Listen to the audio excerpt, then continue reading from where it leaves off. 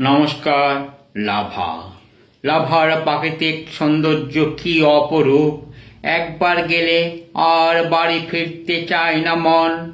পাহাড়ি পথের বাঁকে বাঁকে অপরূপ ঝাউবনের সৌন্দর্য, সেথায় মেঘেরাও যেন এসে মেশে পাহাড়ে।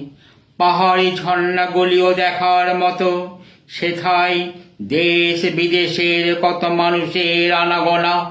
পাহাড়ি পথে ঘুরতে ঘুরতে দেখা মিলবে হোটেল, লজ ও কটেজের। চায়ের দোকানেরও দেখা মিলবে সেথায়।